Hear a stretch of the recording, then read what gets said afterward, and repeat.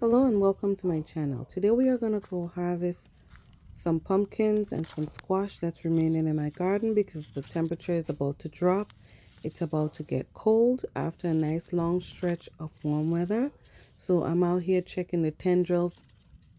So this tendril here has dried out. I'm going to go ahead and harvest that one. This one also started drying out. I also prefer to allow the fruit to go to full maturity because I want to be able to store this up for months. Over the winter months, we can use them for our food. And also, when they go to full maturity, you can save the seeds and they'll be viable for growing in the future. So here is the first one. Nice, decent size. There's some bruising there from moving it around before I put it on this little elevation stand here. This one here got some critter damage. I don't know what critter that was, but the tendrils dry. I'm going to harvest that one also. This huge one right here. Oh yes, look at this big boy. That's a huge one. And here we have this one, but the tendril has not started drying out yet. And so I'm going to leave this one on the vine a little bit longer. The vine is nice and healthy. It's still green and lush. So I'm going to leave it right on the fan. I'm probably going to cover it if it gets too cold out. And if you notice that the bottom does have a little bug damage, the critters came through. Look at that, guys. No bug damage under this one. Look at that. So I'm going to have a lot of seeds saved up, whether it's for eating raw. And pumpkin seeds do have a lot of health benefits. I can also use it to feed to my chicken as supplemental food or a chicken treat. So let's go ahead and check this tendril here. And as you can see, that has already started to dry out. So I'm going to go ahead and harvest this one also. Check the bottom for bug damage. I see some critters on the here. Let me just check it out. And there we have another disgusting hammerhead worm. I keep seeing them. It's probably the fourth one this season. So I am going to go take care of this right now. All right, now onto this big boy right here. I couldn't wait to harvest this thing, guys. And to my sister, I hope you see this video. But this is the pumpkin seeds you sent me from back home. Thank you so much. I'm going to save the seeds to grow it more in the future. And this is a pumpkin that I grew up on. Oop, we have some slugs at the bottom here. Let's get rid of that. But it's pretty much intact. It's a huge pumpkin, but it's intact. There's no bug damage. It was just bugs sitting under there. But that's okay. I'm going to save these seeds and enjoy this while I'm eating it and reminisce about the meals that I ate from these type of pumpkins growing up. Now I have some different varieties left on this trellis, and I have harvested quite a bit of winter squash and winter pumpkins already, and I have them stored up. They're already cured and ready for storage. And this tendril here is also dried out. I'm going to go ahead and harvest this. And this is a smaller pumpkin. It's the first time I'm growing it. And these are some seeds that were gifted to me. So it was a success growing these pumpkins. Here I have another one.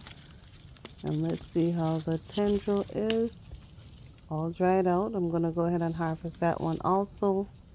And then we have another one over here that is pretty much bruised up. As you can see, the tendril is dried, but I'm going to harvest it. And it's bruised because it fell off that trellis. Still on the vine, but it fell off the trellis, and we had to secure it with some zip ties. Now this is a New England sugar pie pumpkin, and this was a late one. This came out really late. So I'm going to leave it on the vine no matter what till it comes to full maturity. This one here looks a little younger, so I'm going to let that one go. But this big one over here, which is also a different variety, I'm going to go ahead and harvest this one. The tendril, as you can see, the ends right there has already started drying out, so it's ready to be harvested. So I'm going to harvest that one also. All right, let's start to gather our pumpkins. See what we were able to roll out of this little garden. And these are some pretty nice sized pumpkin, as you can see. It's going to feed us for the entire year till the season comes around again and it's time for harvesting. I'm pretty sure if we allow it to go that far, because I can freeze some of this. I haven't yet found a recipe for canning pumpkins that I'm comfortable with, So for now, I'm just blanching them, vacuum sealing them, and freezing them. And also I am curing these and storing them up because these are winter pumpkins. The rind of it or the skin is hard and they will store really well. I do also have this one here that I almost forgot. The tendrils already dried up pretty good, and I am gonna take this one. I can't wait to dig in and enjoy this. It's pumpkin season, it's harvest season, it's gathering season, and I am loving every bit of this. This is a reward you get when you put in that work. You're able to grow your own food and harvest it. So let's go back here and whoa, this is fun. More citrus plants have arrived. But anyways, on to harvesting more pumpkin and squash. This pumpkin vine here was a late grower. Like it took forever to start spreading. There's a couple younger ones on the vine, and that's which I can feed to my chickens because we don't have much growing time left. And here's a straggler of a butternut that I had going up on this peach tree. And this is the first time I'm growing this variety here of butternut squash. The tendril has already started to dry. It's going to continue to ripen to a sort of pinkish color. So I can't wait to see that color showing up. But I'm going to also go ahead and harvest this one. It's a pretty good size. And I know the seeds are matured, so that will be viable for growing in the future. I will be growing it again. I'm not sure if it's next year, but I will definitely be growing this squash again. And they do really well when you trellis them. Here's another one. Started to ripen already. The tendril is already dried. So there's no reason for me to leave it any longer on the vine. And that way I can get to start pulling down these vines and doing my fall cleanup so I can get all these natural materials composted that I can add to my soil for next season. See the tendril right here? And that's what I look forward to because my thing is food security. And if I can allow my produce to go to full maturity and save seeds, then yes, that's what I'm going to do. This is another variety here. Tendrils dried. I'm going to go ahead and harvest this one. And it's a unique looking type of squash. There's so much different varieties that I've grown this year, and I don't remember the name of this one at the top of my head, but I can put it in the description below. But look at that, guys. Let's check the bottom. I always check the bottom.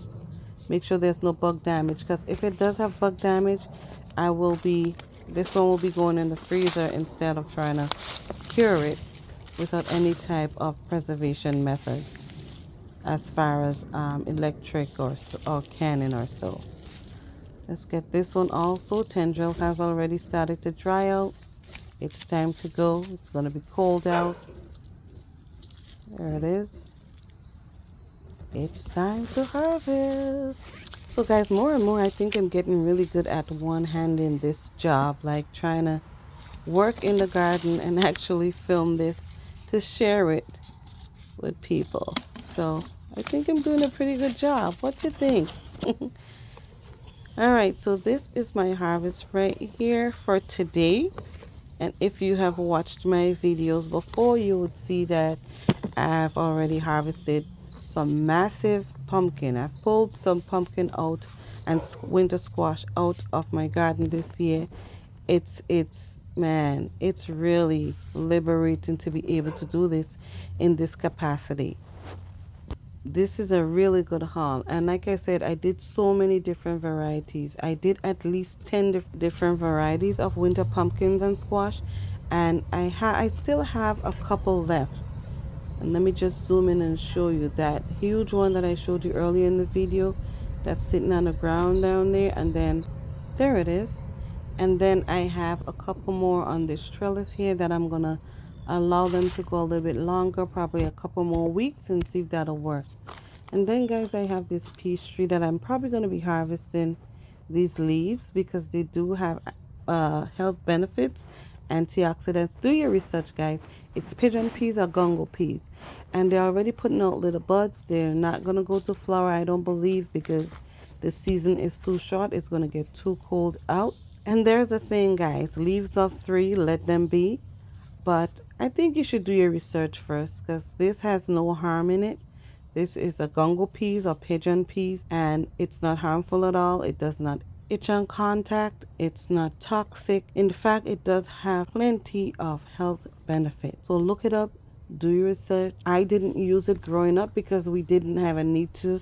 We had a bountiful amount of herbs and spices growing up, so we never had a need to use the pigeon peas leaves. And we just used it as fodder for our animals. But look at this big boy. This is one of the pumpkins that I already cured. So what I'm going to do is remove all of these from this drying rack because the rind is nice and preserved. It's hardened quite a bit. I didn't wash them. I didn't wipe them off. I didn't do anything. I just harvested them and placed it on the drying rack right here and allowed it to naturally cure, making sure that there is adequate airflow. So I'm going to replace those. I'm going to remove it and replace them with these that I just harvested. Place them on the rack and allow these for a few weeks, for about 3 weeks or so. You don't have to leave it that long. And the reason I have mine there so long is because I'm busy doing other stuff, right? And so my goal is just get it where it needs to be in the moment, and we'll take it from there. So guys, this is my harvest for today. And if you have the space, it doesn't have to be a huge space, but don't shortchange yourself. You can adopt the method of vertical growing to maximize your growing space, and you can actually grow a lot of food in a small space like I'm doing. Some people would rather had a beautiful looking lawn, but I'd rather be able to grow food in that space.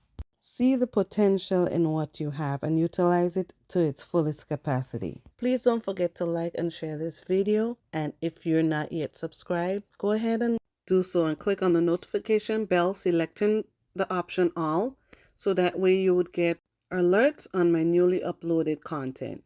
I hope you enjoy this video, and I'll see you again next time right here on Fifi's Urban Homestead and Lifestyle.